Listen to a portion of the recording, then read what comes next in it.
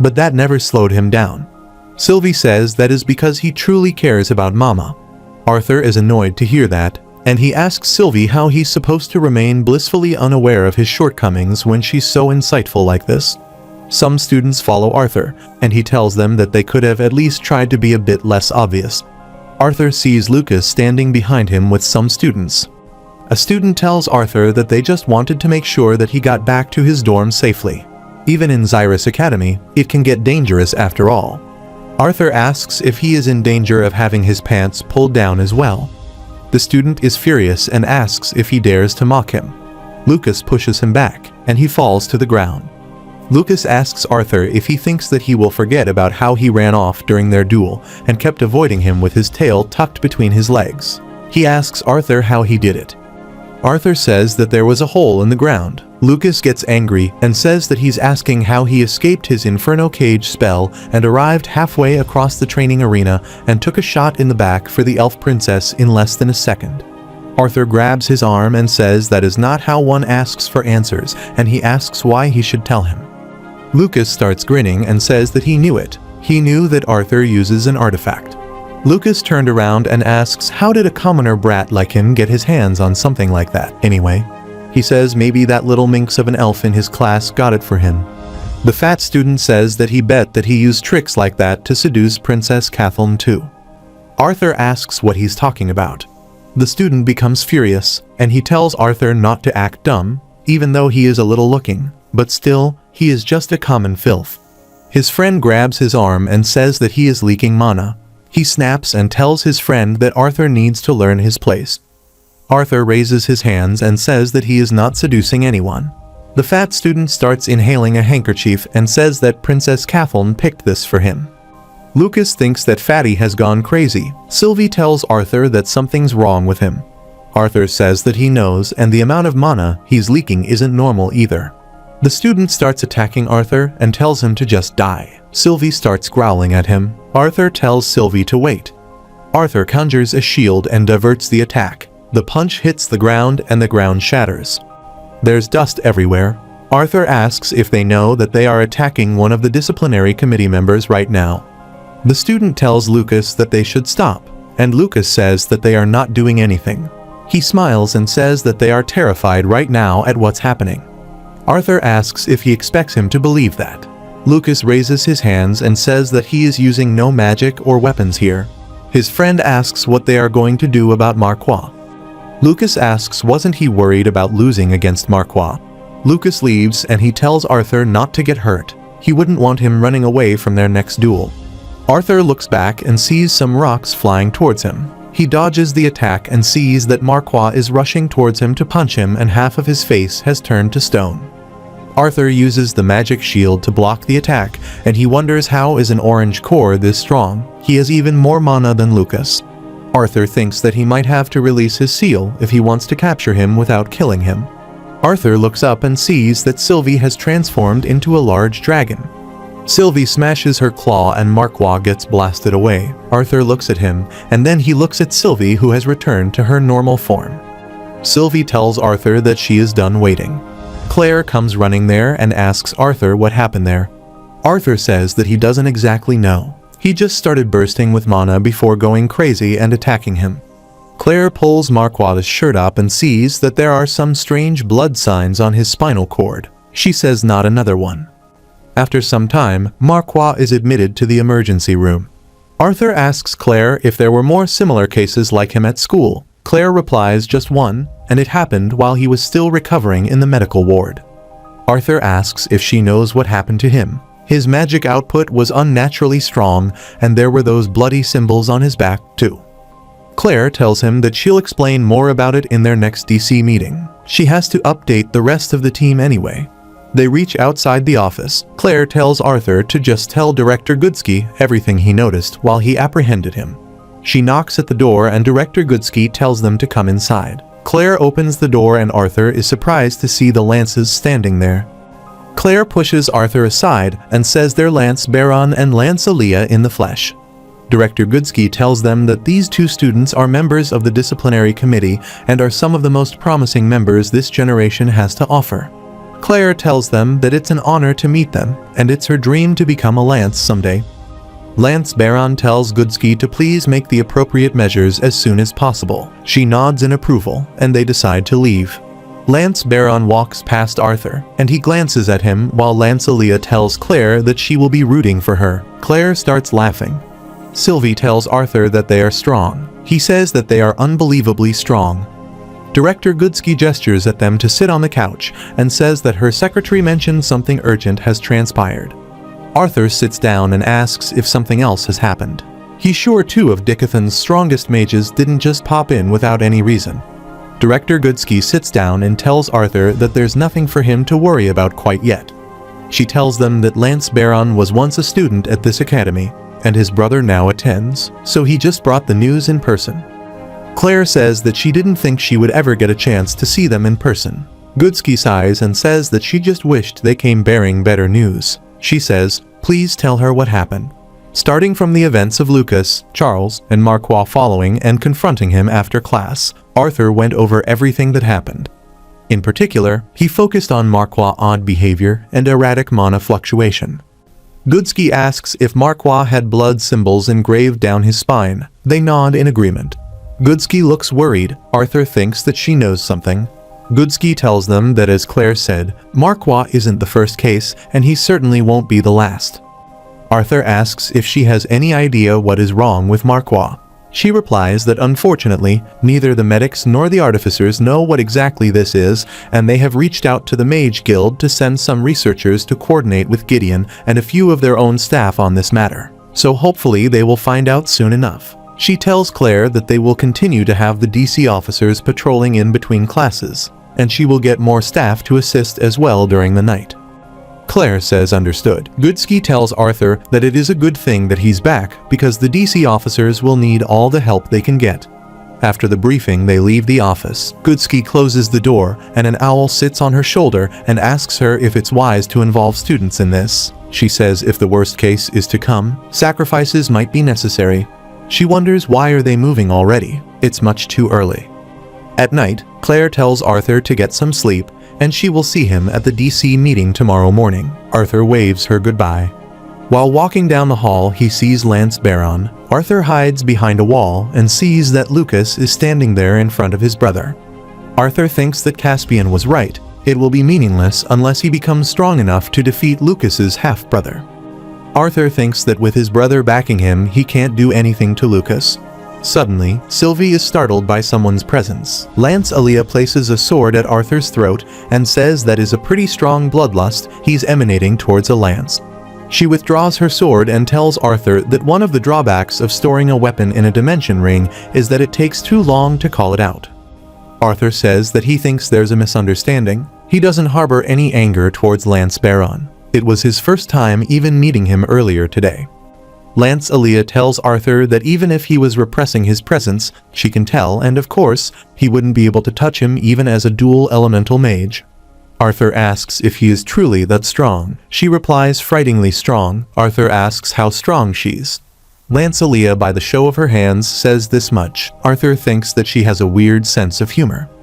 Lancelia is disappointed. She tells Arthur that he could have laughed a little, and she tells Arthur that she is definitely the weakest among the lances. Arthur consoles her by patting her on the shoulder. Aaliyah tells him that Baron is definitely one of the strongest, but he can't match up to her level of perception. Arthur thinks so. That's why she was able to sense him long before he noticed her. Aaliyah says it looks like Baron is finishing up. She tells Arthur that it was nice talking to him. Maybe they will run into each other again. Arthur bows and thanks her for entertaining his questions. She pats Arthur on his head and says if her little brother were still here, he would be about his age. She thanks Arthur and leaves with Lance Baron. In the morning, Arthur is walking past some students. They are talking about Marquois going on a rampage. Arthur thinks that rumors have already spread. Sylvie asks why does people gossip so much? Arthur says that is a good question. Arthur enters the meeting room with Sylvie and asks what is going on. Claire says it is about Marquois. He died last night. Arthur is shocked to hear that. He asks how did he die? Curtis tells Arthur that the artificers and medics attending Marquois couldn't stop his mana leakage.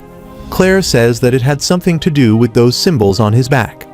Arthur asks what they found. Kathleen says a little, and they're not disclosing what they found. Theo smashes his hand on the table and asks what the hell is the point of having the disciplinary committee if they're going to keep them out of anything remotely important. Claire tells everyone that now that Arthur is here, they will recognize and strengthen their patrol schedules. After the meeting, Fairith starts walking with Arthur and Catherine.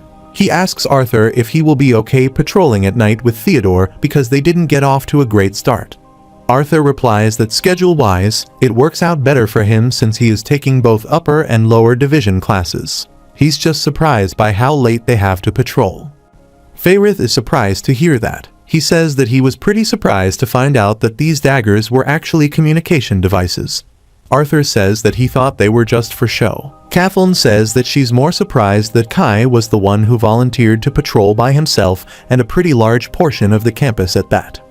Arthur asks if she is surprised because that's not what her face says. Fairith says that he heard from Curtis that Kai is rather notorious for avoiding work. Arthur says that he might have just gotten tired of patrolling with Theodore. It's a shame they couldn't patrol together though. He asks Kathleen why was her brother so against it. Kathleen says she merely told him that he has become her friend after sharing skinship. Arthur thinks so that's the reason. Fairith is shocked to hear that. Arthur tells them that he will see his students in class. They reach the class. Arthur asks if everyone has a chance to think about the question he posed yesterday, and he asks again if the color of a mage's monocore is a truly accurate way of measuring their level. Fairith raises his hand and says that he believes the monocore is an excellent way to accurately measure the level of a mage's power. A student says that he knew one of the other DC officers would answer, and Arthur definitely gave him the answer. Fairith continues that not only does it correlate with how much effort and time the mage has spent refining their core, but it also speaks volumes about their potential. Arthur says wrong. Using the monocore as a gauge discounts every other factor that makes up a mage. The color of a mage's core doesn't take into account their wits, reaction speed, battle sense, knowledge of spells, etc. The students start laughing at Fairith, and he sits down as if embarrassed. Arthur says that it would be like judging a warrior's combat ability by the size of their muscles. They can say for certain that he is strong, but they can't say that he's a better fighter than someone with fewer muscles. A student asks what would be a better way to gauge their opponent's magical abilities. Arthur says just don't. The best thing to do is assume that their opponent is stronger than them. Arthur tells everyone to think about it. Even if sensing the monocore level could accurately gauge a person's fighting strength. He asks what they are going to do if their opponent's strength is lower than theirs. He asks if they are going to go easy on him. Arthur explains that in a situation where they are forced to battle, assuming that they are weaker than the mage they are up against will keep them from being careless. Arthur tells everyone to try the exercise they did yesterday. After the class, Arthur and Sylvie are running outside. Arthur asks Sylvie why she didn't wake him up after the class was over, and she tells him that she slept as well. There was a note on the table for Arthur by Gideon that he would make sure Toby beats him up. Arthur arrives for the next class. He apologizes from Professor Glory for being late and says that he will get dressed now. She starts pushing Arthur away and says that she is not going to risk having him out here until he is fully recovered. She tells Arthur to go sit in the stands. Arthur starts walking towards the stands and thinks that at least he doesn't have to deal with Lucas pestering him for another duel. Sylvie looks at Tess and excitedly starts running towards her. Tess hugs her and she glances at Arthur standing there. Arthur sits next to her and there's an awkward silence between the two. Arthur is about to say something but Tess tells him that he doesn't have to explain himself. She lashed out at him and said something she wishes she hadn't. Arthur starts scratching his face and says that there were a lot of truths in what she said to him earlier, and to a certain extent he did know how she felt about him, but he was always afraid to face it. Emotions are a lot more complicated than magic or fighting. He can't get better at it by training. Tess says that it is the same for her. She lost control over her emotions and brought up the thing with Lilia when she told her never to tell anyone. Arthur tells her that she is much better than him because he was just running away from her all the time and she doesn't deserve that. Arthur tells her that he is sorry, but he can't have a relationship with her. Tess and Sylvie are shocked to hear that. Tess looks sad, Arthur says, at least for now. Tess looks at Arthur, and Arthur starts smiling. He says that maybe when they are older, Tess pouts and says he's just assuming that she'll wait for him. Arthur is surprised to hear that. He turns to Tess and says he's not assuming that.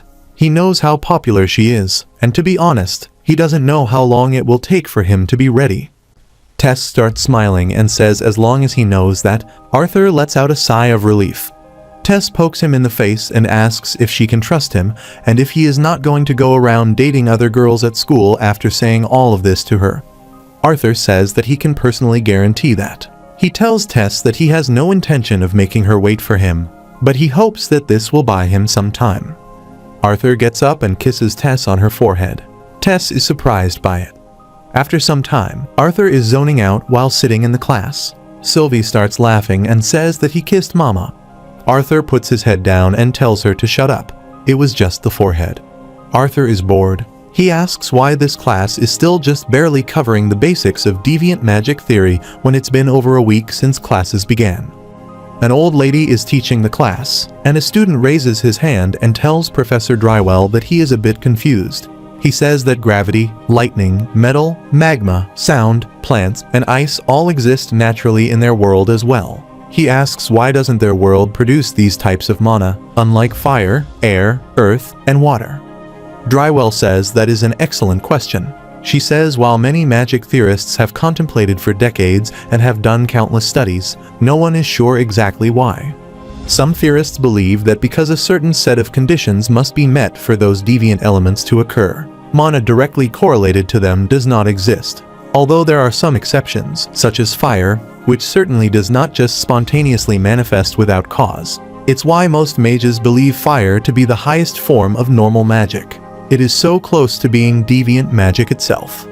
She says that she also deviated from the topic herself, which is another theory that stems from the time when the ancient mages still existed long ago. Most of the students are asleep in the class. Arthur says that's why this class is so behind. He wonders how Tess is feeling after their talk. Tess is looking at the mirror. She covers her face with her hands and starts stomping the ground. She thinks that he kissed him. Tess starts blushing and says it was just the forehead. She starts looking at herself in the mirror and says that she wonders what their kids would look like, but in order to have kids they would have to. She turns around and covers her face again with her hands. After some time, a couple of students are painting the wall. Arthur comes from behind and asks if he can join. They are startled to see Arthur there. The boy starts running and says it's a DC officer, while the other students conjure magic and try to punch Arthur. Arthur kicks her legs, and she falls on the ground. She gets up and says that he doesn't have any manners, and she asks how dare he hit a girl. Arthur says that he considers himself a proponent of gender equality. Arthur threatens her with his magic and asks if she'll test him or calmly be escorted to the administration office. Theodore grabs the other student and tells Arthur that there are no symbols on his back. Sylvie jumps out of the girl's clothes and says no symbols. Arthur tells Theodore none on her either. Theo spits and tells Arthur that he will take these two back. Arthur says that he will be fine here, and he starts patrolling again. Sylvie tells Arthur that she is hungry, bored, and sleepy. Arthur tells her that they are almost done for the night and that they should grab something to eat afterward. Arthur thinks that he is nearing Kai's patrol route. He should turn around. Sylvie notices something. She tells Arthur that she senses weird mana. Arthur quickly picks her up and hides behind a pillar. Arthur sees someone running, and he is wearing a robe. Arthur notices the engraved blood symbols on the spine, and he starts following the mysterious person. Arthur starts spying on the person while standing on the roof. Sylvie tells Arthur to hurry and says that brown robe went that way. Arthur tells her to be patient because he might sense them if they trail too close behind and they need him to lead them to their hideout. Someone calls Arthur. Arthur looks back and sees Kai there. Arthur tells him to keep quiet. Arthur looks down and sees that the person has vanished. Kai asks Arthur what he's doing here. Arthur tells him that he was tailing someone related to Manhwa, and he could have found out where they may be hiding if he hadn't called his name. Kai grabs his hair in disappointment and says even if that's the case, he should have notified him as soon as he saw whoever he was following coming into his area of patrol. Kai asks where's Theo. Arthur replies that they caught a couple students drawing graffiti on the wall and Theodore is escorting them to the admin office. Kai asks if there's no one patrolling his area right now.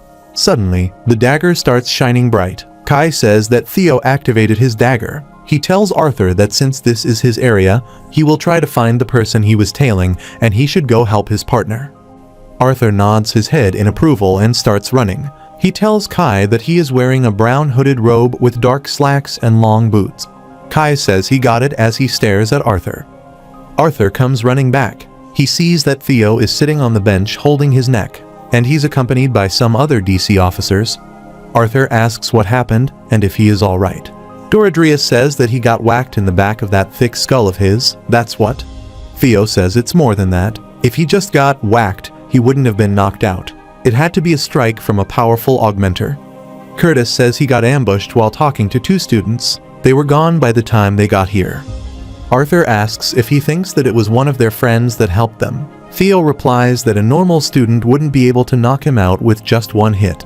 Arthur says it might be someone like Manhwa. Theo says yes, and he thinks that he managed to barely graze him before he blacked out. Arthur asks Sylvie didn't Kai had an injury on his arm. She says that she thinks so. Theo asks Arthur why he's coming from Kai's area. Arthur thinks that telling them about the hooded guy won't do any good right now, especially for Theo. Arthur says nothing much. Everyone look at each other. Theo says that he knows it seems like Kai doesn't do much, but he can trust him to carry his own weight. In the morning, Arthur sits in class with Emily, and he thinks that in the end, they won't find Theo's attacker. Gideon looks at what Arthur is doing. Arthur thinks that Kai wasn't able to find the hooded guy, and it still bothers him that Kai called out his name so loudly. Gideon and Emily are both wondering what Arthur is doing. Gideon asks Arthur what he's doing, and Arthur gets startled, looks down at the project, and thinks that it is such a mess. Gideon walks away and says that he thought he was on the verge of another groundbreaking invention or something. Emily asks Arthur if something is wrong. Arthur says it's nothing. He's just a little bit tired from the disciplinary committee. Arthur thinks that he should focus more. He barely remembers what happened in his first 2 classes. Emily shows Arthur her bag and says that she brought something good for him. Arthur looks at the light-producing artifact, and he excitedly tells Emily that she is the best. After some time, Professor Glory trains the students in her class. Arthur is sitting aside again. He thinks that he can't believe even after being involved with Manhwa, all Lucas got was a few days suspension. Sylvie says that Mama isn't here, and Arthur tells her to stop pouting. They are meeting her in the training room later tonight anyway. Sylvie is happy to hear that there's no patrol duty tonight. Arthur pulls her cheek and asks if she hates it that much. Arthur sees Professor Glory walking towards him. She sits near Arthur, and he asks if something is wrong. She tells Arthur that the council has banned excursions into almost all of the dungeons she usually takes her classes to while the Lances are investigating something. Arthur asks if there won't be a trip this semester. She replies there still will be, but it might be a lower level compared to the ones she's used to taking her students. She winks at Arthur and says just don't blame her if the dungeon is too easy for him. After some time, Arthur is training with Tess, and they are both tired. Arthur tells her that they should end it here today and cool off for a bit. Arthur and Tess are sitting with their feet inside the pool, and Sylvie and Tobai are also relaxing in the pool. Arthur asks Tess how she is feeling these days and if there are any rejection symptoms from the beast, and she replies that she has not since that time during their team fighting mechanics class with Professor Glory.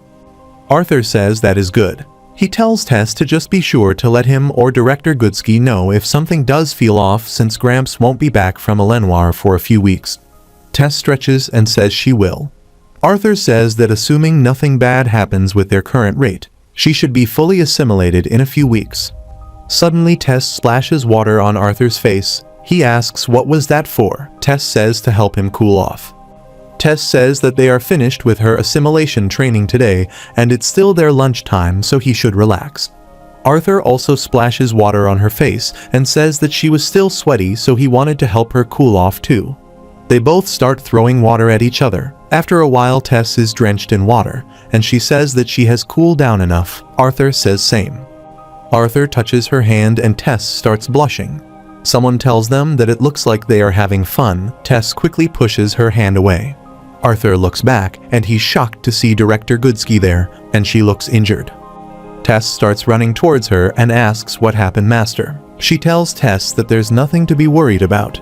Goodsky tells them that she wanted to stretch these old bones, so she stopped by the Mages Guild and had a lively sparring session. Arthur says that he thought she was meeting with the council. She asks if she is not allowed to make a quick detour after to relieve some stress. Tess tells her that she shouldn't push herself so hard to the point of getting hurt like this. Goodsky puts her hand on Tess's shoulder and says that she will keep that in mind next time. Goodsky tells Arthur that his next class is starting soon. She hopes that he doesn't mind them using the training room for their lesson tonight.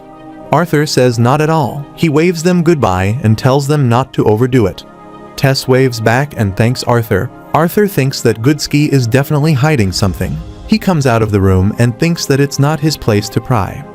In the morning, Arthur is yawning in the class. Elijah asks how late did they get back last night. Sylvie is also sleeping on his head. Arthur says that he doesn't know. He asks what club he's joining this time.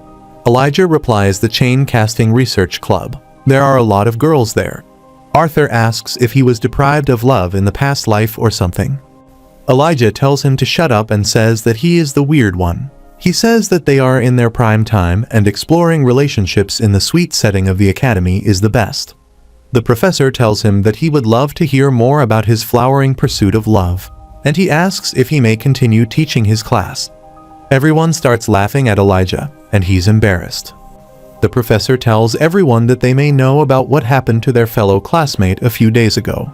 In light of this most tragic event, he feels it is imperative that he teach them the dangers of wielding this power that many of them have taken for granted. While many of the best mages and medics are working together to find out exactly what had caused Manhwa passing, what they do know is that he had used magic far too powerful for his body to handle.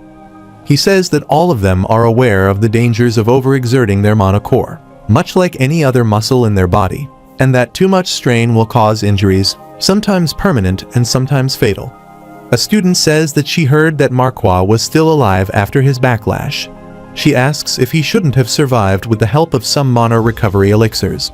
The professor says while that is true in most cases, there are exceptions. He's only saying this to cover all bases and to warn them of the dangers. External aids that forcefully boost mana reserves often come with a host of side effects, one of which is excessive mana leakage of the core. Arthur thinks that doesn't explain his deranged behavior and the markings that leaked mana engraved on his back. After some time, Arthur is teaching his class and says good afternoon to the students. Arthur says that since none of them have come close to succeeding in what he demonstrated a few days ago, he will start today's class by giving them all a hint. Arthur tells Lester to come down. He comes down, and Arthur tells everyone to imagine for a moment that the mighty Lester here is his opponent. Arthur says that being an augmenter, but afraid to get close to his intimidating form. He chooses to hit him with a long-range spell instead. Arthur crumbles a piece of paper and says that this is the spell he prepared, the normal one they are used to seeing. He blows his breath on the paper and attacks Lester with it, but the paper falls before reaching him. Arthur says this time he'll prepare the work he showed them last time. He rolls a piece of paper and blows his breath from one side. The crumbled piece of paper strikes Lester on his head. Arthur says that's very big hint for augmenters. Meanwhile, at the floating castle, Lance Baron and Lance Aaliyah are sitting in a meeting room. Aaliyah says that she thought that her next mission would be to help Lance Aya in a Lenoir.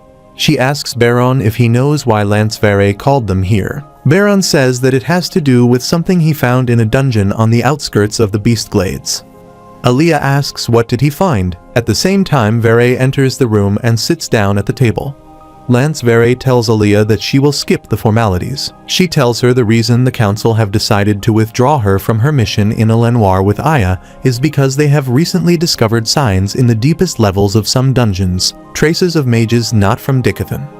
Lance Aaliyah is shocked to hear that. She gets up and says that, to her understanding, it was barely discovered that another continent even existed. Lance Baron tells her that just because they had recently discovered them doesn't mean it's the same for them. Baron asks Vere if the material has been confirmed. Vere replies that the piece of cloth he discovered was composed of mana beast fiber that either hasn't been discovered or isn't indigenous to Dicathan. Baron says that he sensed mana imbued into the fiber as well. Vere tells him that whatever spell form was woven into the cloth had been disabled as it was torn. Baron is disappointed to hear that. Vere tells Aaliyah that she has been brought here because of another matter.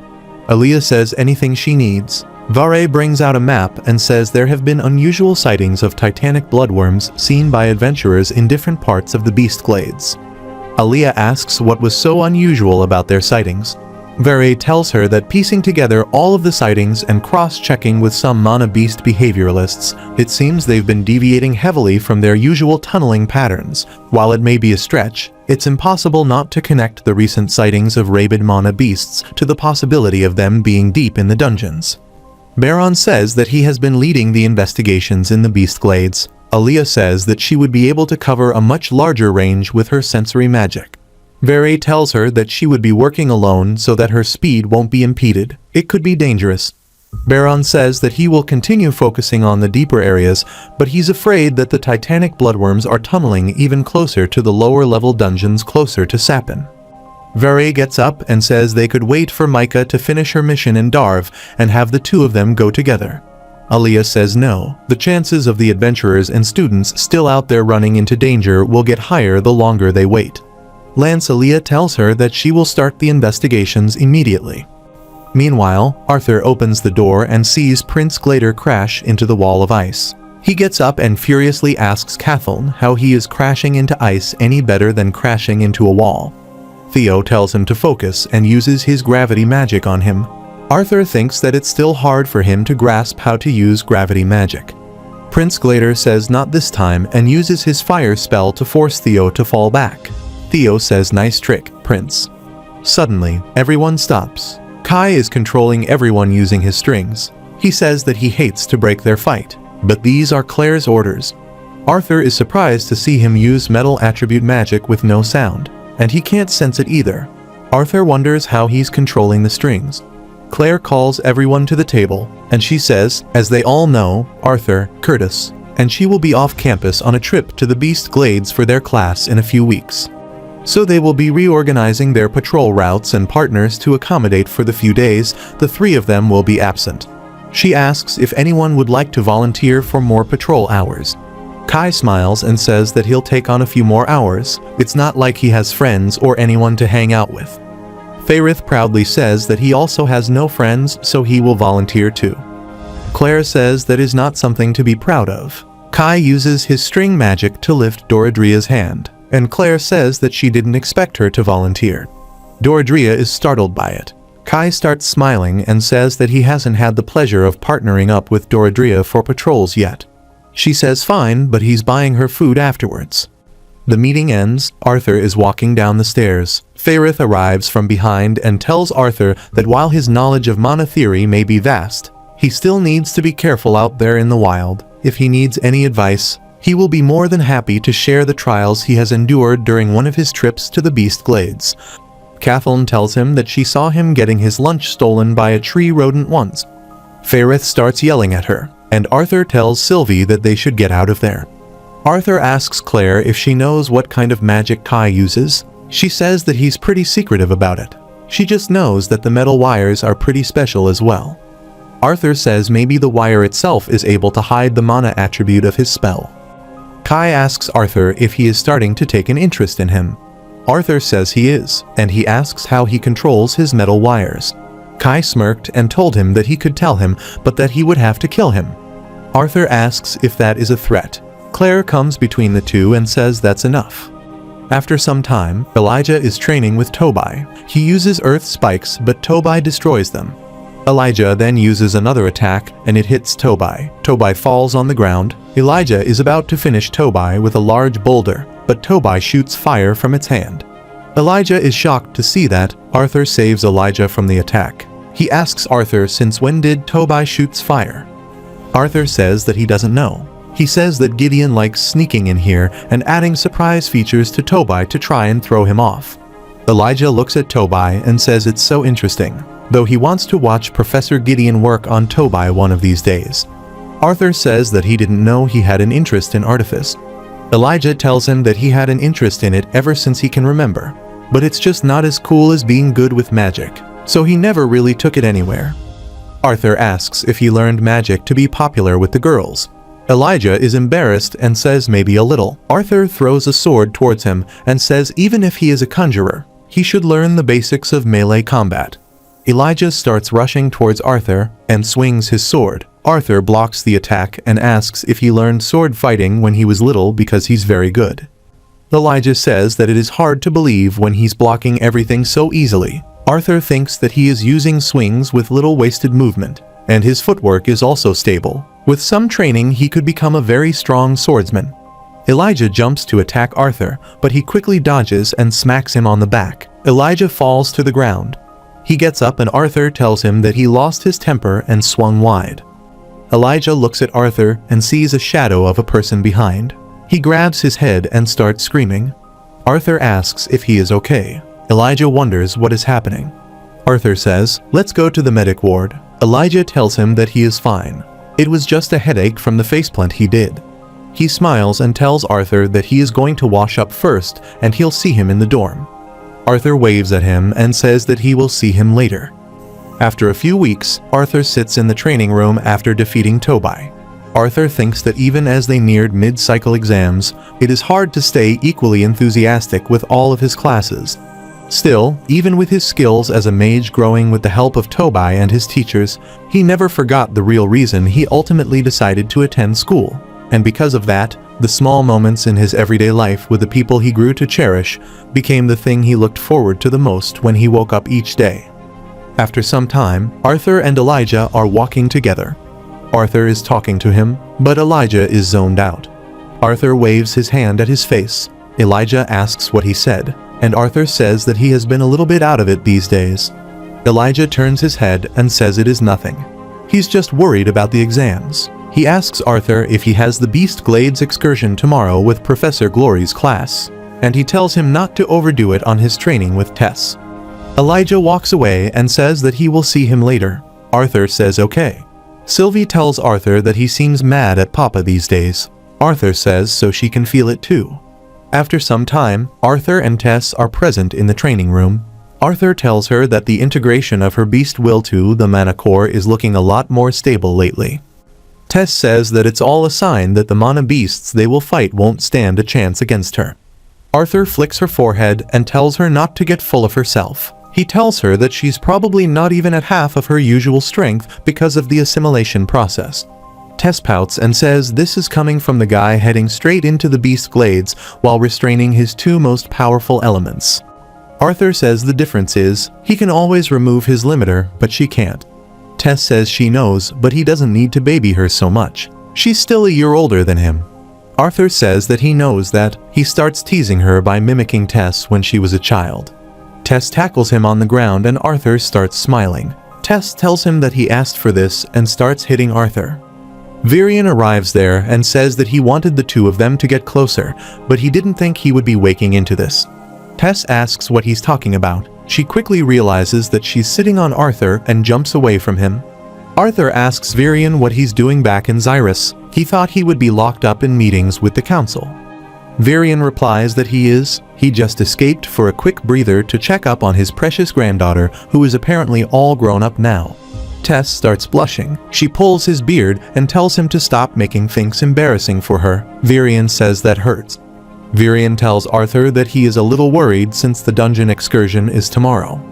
He originally wanted to have Cynthia keep an eye on her just in case her core flares up, but she's out, and he was hoping he could be with her until his field trip tomorrow. Arthur says normally it wouldn't be a problem, but he promised to visit his family tonight so they can spend some time together before the excursion. Virion tells him that is perfect. He can take the little one along. Tess is surprised to hear that. Arthur says there is no way he will not fall for whatever he has planned. He can already imagine how his parents will react if he brings Tess home with him. After some time, Arthur and Tess travel together to his home. They arrive at the house, and Arthur says that he can't believe he brought her with him. His mother opens the door and says it is about time they got here. Arthur asks how she knew that Tess was coming. She opens the door, and there are some presents inside. His father says they have a suspicion. Ellie pulls Tess inside and tells her to come inside. She wants to show her how good she has become at the bow.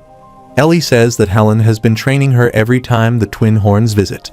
Arthur starts smiling to look at everyone's happy faces. Meanwhile, Lancelia is looking for the clues inside a dungeon. She thinks that Lance Vere was right. There's no way the Titanic bloodworms are moving on their own accord based on the pattern of the tunnels. They all seem to be converging to this area and leading further down and east toward the Grand Mountains. Lancelia starts running towards one of the tunnels inside the dungeon. She suddenly stops herself from falling down a cliff and sees a Hades serpent. She wonders why does it have horns and the coloring. It's only been recorded as gray with blue fire along its back, and for a species that doesn't even care for its offspring, it doesn't make sense for it to be guarding something like a tunnel. Aaliyah conjures a communication device and tells Vare that she has visualized an abnormal Hades serpent guarding a tunnel that's emanating large quantities of mana. Vare asks if she is sure that it is the source and says that she will go by her judgment. Aaliyah says that based on the similarity of its coloring compared to the other deviant mana beasts that have been sighted, she believes it is, so she's requesting backup. Vare tells her that she has 50 battle mages ready to be teleported to the nearest gate, stand, and wait for further instructions. Meanwhile, at Arthur's home the servants are arranging the table. Arthur is carrying Lilia's father. Lilia tells her father if he keeps getting drunk every time she comes home, then she's going to stay at school. Her mother tells her that her father might actually cry if she stops visiting. Lilia asks if she knows how embarrassed she was while he told all of those stories in front of student council president. Lilia asks where did Tess go anyway. Arthur tells her that Tess wanted some fresh air, so his mother went with her to make sure she didn't get lost. Arthur asks his father if he's going to take Ellie up to her room. His father hands her to him and says that the big brother should do it. He smiles and tells Arthur that his sister has been asking when he will visit at least once a day, and he should tell her that he's leaving tomorrow morning. Tess is having a cup of tea with Arthur's mother, and they are sitting outside. Arthur's mother thanks her for coming today. Tess says that she had a lot of fun. Watching Lilia and Arthur's father was quite enjoyable. They start drinking the tea. Tess asks her if she is worried about Arthur heading into the dungeon tomorrow. She says of course. Tess says that even though she knows how Arthur is, she replies that even if Arthur was stronger than all the Lance combined, she would still be worried. Tess tells her that she doesn't need to worry because she'll protect Arthur just like he has protected her multiple times. Alice tells her that it is so sweet of her, but she shouldn't do that because she's also a precious daughter to her parents, and they would be devastated if something happened to her. She trusts her son to take care of himself. Alice starts feeling cold and asks Tess if she wants to go inside. Tess thanked her for showing her around and said that she would stay out there a little longer. Alice went inside. Arthur is putting Ellie to bed. She starts rubbing her eyes and asks what time it is. Arthur says that it is still nighttime. Ellie asks when he's leaving, and he tells her it's tomorrow morning. She asks if he can't stay longer. Arthur smiles and says no, but he will be back for a week after the dungeon field trip. Ellie says fine, then tells her a few stories. Arthur says that he has to get up very early. Ellie pats on the bed. Arthur says fine. He sits on the bed and asks what story did she want to hear. Ellie says that he never finished his story about how he became a professor. Arthur asks where did he leave it. He suddenly remembers and says Professor Geist's Ember Wisp spell couldn't be stopped once activated, so he stepped in and pulled Kathleen out of the way because she was defenseless. Ellie asks if he's taking about the daughter of Sapin King. Arthur says yes. Ellie looks disappointed and asks if he saved another princess. Arthur says that she makes it sound like he goes around looking for princesses to save on purpose. Arthur says that, anyway, after he had saved her, he had asked the professor to duel him instead. Ellie smirked and said that to impress the princess. Arthur pulled her nose and said that's not it. Arthur says, long story short, after he defeated Professor Geist, the director of Xyrus Academy reached out to him and asked if he wanted to be a teacher. Ellie asks if he accepted that easily. Arthur says of course not. He kept rejecting them until he got access to the part of the library with restricted access to only certain professors, and he also got a private training room. Ellie asks if he is a good teacher. Arthur says, of course, some students who aren't even in his class come to watch. Ellie sleeps while talking to Arthur. In the morning, Reynolds yaws. Alice asks him if he has seen Arthur, and he replies that maybe he's eating breakfast. She asks if Ellie is awake, and they go to check out if she's awake. They start smiling after peeking inside the room because Arthur, Ellie, and Sylvie are sleeping on the bed. After some time, Professor Glory tells everyone to get with the teams. Arthur tells Sylvie that she should use this time to get some hunting done while they are down in the dungeon. Sylvie asks if he is sure. Arthur says, of course, it's a low-level dungeon, and Professor Glory will be with them the entire time.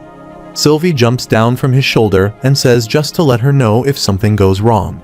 Arthur gives her a thumbs up. Arthur glances at Lucas and thinks that he can't believe Professor Glory grouped them together. Lucas is boasting in front of other students that he has been here many times. Everyone is impressed with him. Arthur says that he heard from an adventurer friend that he got his license revoked. Arthur waves at Tess. Lucas grabs his shoulder and asks if he is jealous of seeing his popularity. Arthur says that he just told the truth. Lucas gets furious and is about to punch Arthur, but a student comes between the two and says it is enough. They still have to decide on a team leader before they go inside. Lucas says of course it will be him. Everyone raises their hands and says they vote for Tesha. Tess is surprised to hear that and asks why she is. Arthur tells her that she already has experience with leadership as student council president, and she's a mid-range conjurer who can keep an eye on everyone. Another student says that if she's the leader, they can name their team the Queen and her Knights. Lucas clenches his teeth and says that they are all idiots.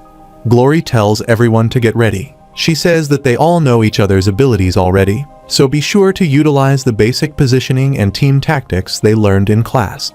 They start walking towards the dungeon.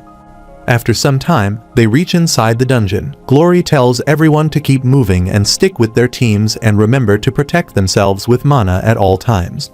A student starts shivering and says that it is so cold. A student asks if he did not hear Professor Glory over good chattering teeth. She said to augment themselves.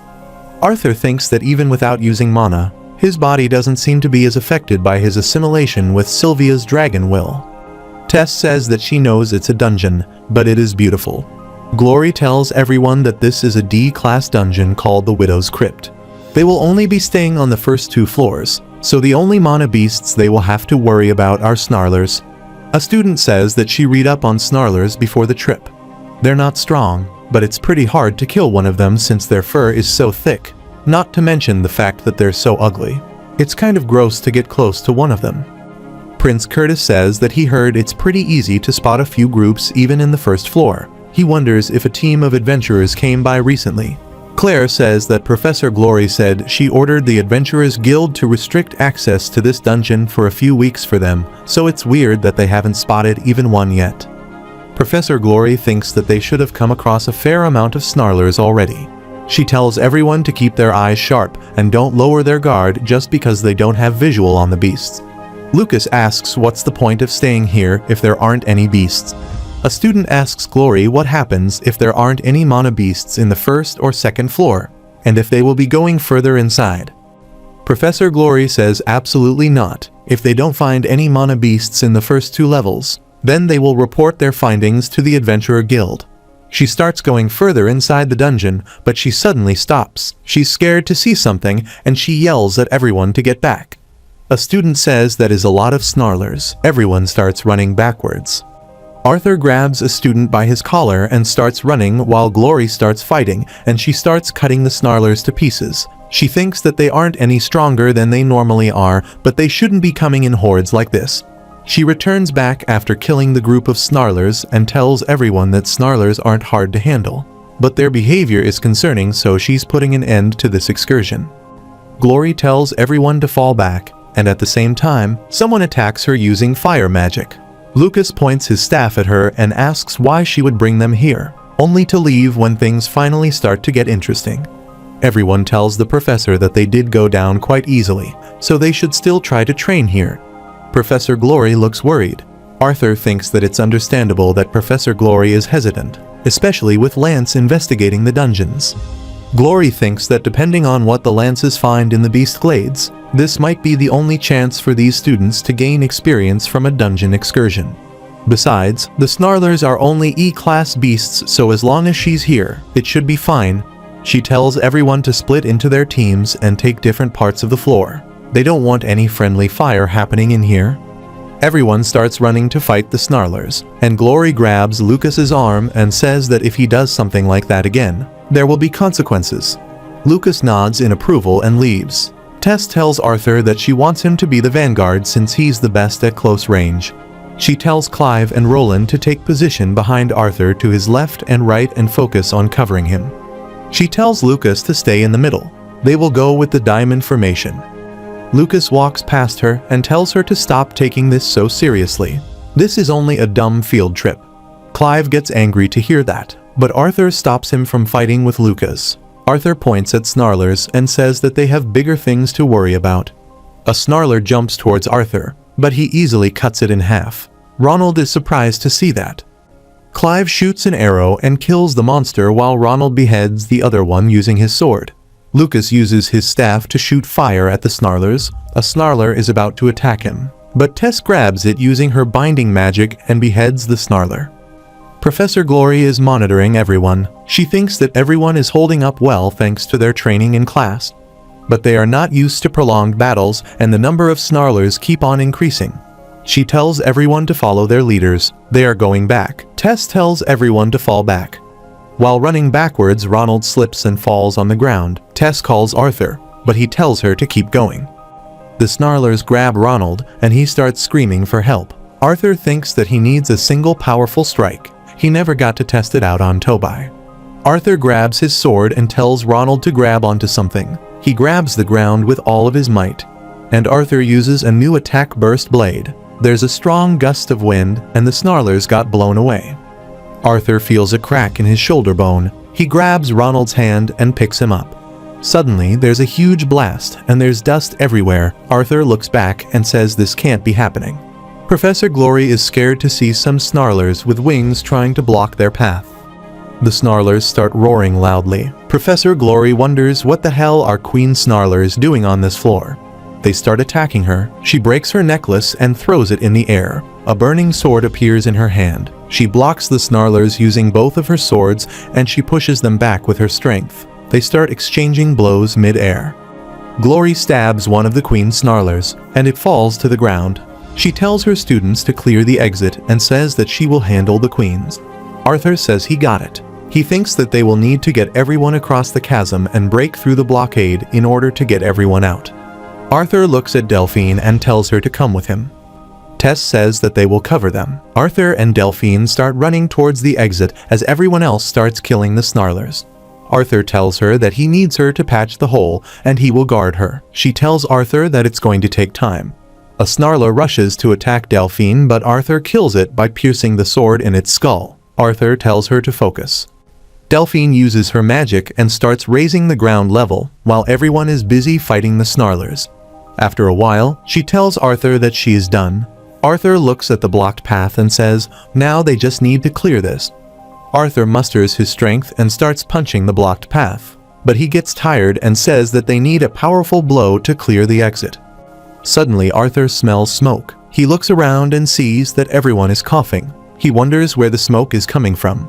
Arthur looks at Lucas, who's fighting the monsters using his fire magic. Arthur tells everyone to stop using fire magic. He tells everyone to put out the fire because they are running out of oxygen. He says that they need a blast to get rid of this wall all at once. There's no use in being careful if they can't breathe enough to focus. At the same time, Arthur hears Sylvie's voice. She asks him if something is wrong. Arthur tells Sylvie that they are currently stuck in the dungeon. Just head over for now and tell him what the passage looks like from the outside. Arthur tells Curtis to come over quickly. Arthur asks Curtis if his World Howl spell is strong enough to clear this. Curtis says that it should be enough, but he doesn't have enough mana without Grotter here. Arthur tells him to turn around and not ask questions. Focus on going into his first phase and produce a blast to get through that rubble. Arthur tells Delphine to help the others hold back the Snarlers. Arthur remembers that mana transference has been studied for years, but it was declared a lost cause. Even if someone specializes in the same element as another mage, the mana inside their bodies is not exclusive to that particular element. But since he's able to manipulate all four elements, he can mimic the types of mana and control the ratio of each element. He hasn't fully mastered this and only tried it a couple of times. Arthur places his hands on Curtis's back and starts transferring his mana to his body. Arthur thinks that he was so confident going into the dungeon. He didn't think anything would go wrong. He thought he would be able to handle it and protect everyone even if something did go wrong. The power he has at this age compared to his former life made him lose some rationality. Curtis tells Arthur that he doesn't know what he's doing, but he'll be able to go into his first phase. He tells Arthur to stand back. Curtis uses his attack world howl, and there's a huge blast, and the exit is cleared. Arthur says, "Let's get everyone out." Meanwhile, Glory cuts off an arm of the queen and swings both of her swords to attack the snarlers. Arthur looks at her fighting and says that even with the strong deviant magic glass shards made by her two elemental affinities, she's being pushed back. Arthur looks back and sees that Tess is struggling to walk. He runs towards her and holds her. Tess tells Arthur that her core is acting up again. Arthur tells her that they are almost out of here. Arthur thinks that it was dangerous. He wonders why were there two queens in the dungeon. He thinks that it should have been an easy fight for Professor Glory as a class adventurer. Something is wrong. Suddenly, the ground starts shaking. Arthur looks back, and he's shocked to see something. Professor Glory kills one queen snarler, and she's scared to see something in front of her. Something spits out the second queen snarler and throws it on the ground. Another scarier and bigger monster appears out of nowhere from the dungeon. Glory yells at everyone to get out. The monster attacks her with its claw. It grazes her, and she gets blown away. She skids on the ground and stops herself using her swords. There is a scar on her face. The monster rushes to attack the students, but Glory stabs the monster using her magic. Arthur thinks that this is not good. Professor Glory might not make it out of it alive. Claire tells Arthur to get out of there. Curtis says that they need to leave, and Arthur tells Claire to get Tess out of there. Curtis grabs Arthur's arm and says that he knows he's a dual elemental mage, but doesn't want to be stupid. Arthur conjures fire, and Curtis is startled to see that Arthur's arm is on fire as he tells them to leave. Claire asks if she is seeing things, and she says those are real flames. Glory is fighting the monster and thinks that she knows some mana beasts eat each other, but she has never heard of them evolving like this after. Arthur tells Glory to duck, and he attacks the monster using fire. Glory is surprised to see that, so she tells Arthur to leave. Arthur says that he is also a fellow professor, so he can't do that. The monster starts roaring, and they both get pushed back. Arthur says that he noticed earlier that none of her attacks were able to get through.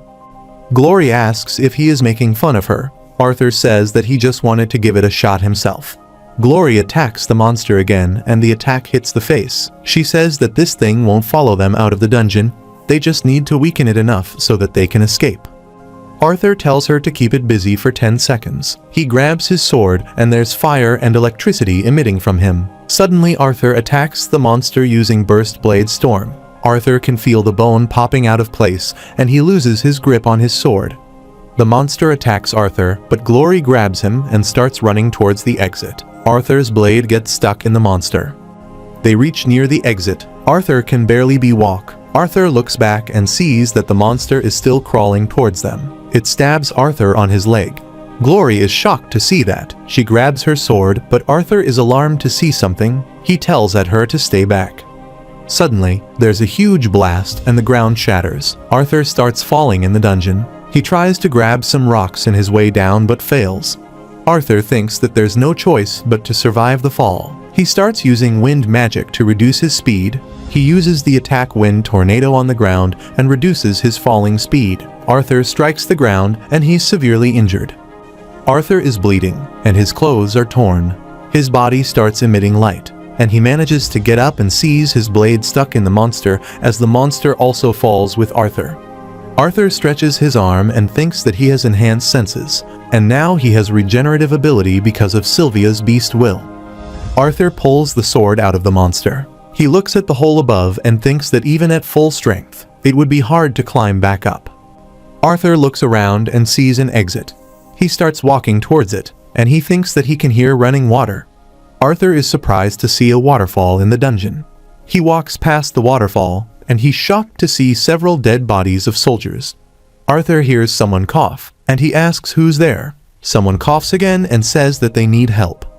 Arthur jumps down and asks if they can speak one more time. A voice says that she is here. Arthur is shocked to see Lancelia on the ground. Her stomach is pierced, and she's bleeding badly. Arthur drops his sword to the ground. Arthur thinks that it is not true. She's a white core mage and a lance. Arthur starts healing her and tells her to hold on. She has lost her eyes, so she asks Arthur if she knows him. He tells her that he is Arthur, the boy she met at Xyrus Academy. She said he would be the same age as her brother. Aaliyah asks how did he get here. She starts coughing. Arthur tells her that she shouldn't talk. She grabs his hand and says that he knows it as well that she can't be saved.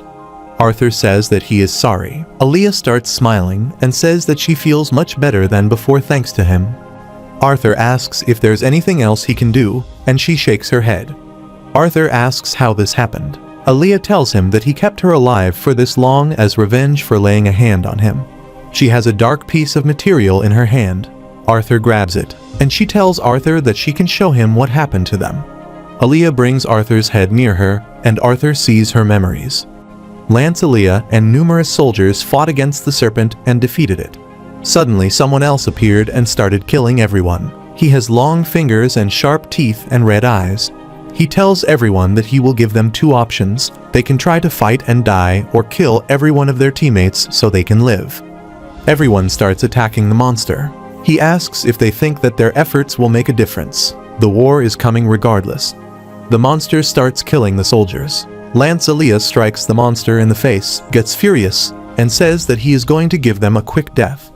He starts walking towards Lance, Aaliyah while easily killing all the soldiers in his path. He rips out her legs and says that he has heard when one sense is taken from them, then other senses are enhanced. He rips out her eyes. Aaliyah starts screaming. Arthur is shocked to see that, and he starts vomiting. Aaliyah says that she is sorry. No one should have to witness something like that. Aaliyah is bleeding from her mouth and nose, too. Arthur says that someone needs to pass on what happened here. Arthur thanks her for her service. Aaliyah starts crying and says that she doesn't want to die. Arthur starts crying, too. He hugs her and says that he is here with her. Arthur remembers that he told himself that Aaliyah's death wasn't in vain. Arthur gave the soldiers a proper burial. Arthur thinks that through her memories, he found out that there was more than just one Blackhorn demon, and while he wasn't sure how many there were, they were definitely after something, just like the first one he met in Sylvia's cave. Arthur marks the grave with a sword, helmet, and leaves. Arthur says that whether this demon wanted Sylvie or Dickathan as a whole, it wouldn't make a difference, Quadra Elemental or not. He wouldn't stand a chance. If what the demon said about a war brewing here was true, then he could no longer be complacent. To protect the ones he has grown to love and cherish in this world, he needs to get stronger. Arthur picks up Aaliyah's dead body, covers her body in ice, and says that she won't be alone for long. He will send people to come for her, for all of them. Sylvie is waiting for Arthur to finish, and he thanks her for waiting. Sylvie is concerned about Arthur. He rubs his head against her and says that he is fine. Arthur says they should get out of here. There's nothing more they can do. Sylvie starts flying, and after some time, they reach the entrance of the academy. There are two guards standing at the gate. A guard stops Arthur and asks for his identity. He replies that he is Arthur Lewin of Xyrus Academy, coming back from a class trip at Widow's Crypt. The guard is shocked to hear that. He tells his fellow to notify Xyrus Academy and the Adventurers Guild immediately. The other guard starts running inside. The guard tells Arthur that the Adventurers Guild is putting together a search and rescue for him, and he tells Arthur that he will ask someone to check his wounds. Arthur says, with all due respect, that he just wants to go home. The guard sighs and says okay. After some time, Arthur reaches his home. He stands in front of the house and says that everyone inside is probably worrying about him, but they will ask him about what happened if he goes inside. Arthur sits outside on the stairs and says that he doesn't think he can handle that right now. There are different colors in the sky. Arthur's father steps outside and says it is beautiful. It's times like these that living in a flying city has its perks. Arthur is surprised to see his father. He sits beside Arthur and says that he doesn't need to say anything. He tells Arthur that his mother can only use her healing magic on minor wounds. Just like how he's feeling right now. His mother has her scars that she can't put into words till this day, so don't force himself. Everyone has their own battle that they need to fight. He pats Arthur on the head and says that he will be here waiting for him to come out victorious. He tells Arthur that life isn't a single battle, so it's okay to get beat up sometimes. He tells Arthur to get stronger from this so he can win the war. Arthur starts crying. In the morning, Arthur is back at the academy and he's standing on the balcony. Director Goodsky tells him that he should come to her office. Arthur says that the view is better from here. She looks around and says that she can't see his bond. Arthur says that he told her to stay home since he is just stopping by. Goodsky says good, with what happened on the class trip, he should be getting some rest. She asks what he is going to do next. Arthur says that he is going shopping with his mother and sister. She asks Arthur what exactly happened. Professor Glory has already told her about the anomaly with the Queen Snarlers, and she asks if there was something more that occurred down there. Arthur gives her Lancelia badge and says this is what happened. Goodsky is scared to see that and asks if Lancelia is okay. Arthur says that she is dead, and she and her team's bodies are still on the bottom floor of the widow's crypt. Goodsky thinks that they must be here. She asks Arthur if he saw what caused this. She turns around and tells Arthur that this is beyond him. The council and the rest of the lances will handle the situation from this point. Arthur says let's hope that is the case. After some time, Arthur goes shopping with his family, and his mother worries about him. Ellie takes Arthur to a shop. Tabitha says that it is her favorite store. Arthur asks Aunt Tabitha if there are any stores around here that sell training materials. She replies that there's a pretty famous one around the corner if he wants to head there first.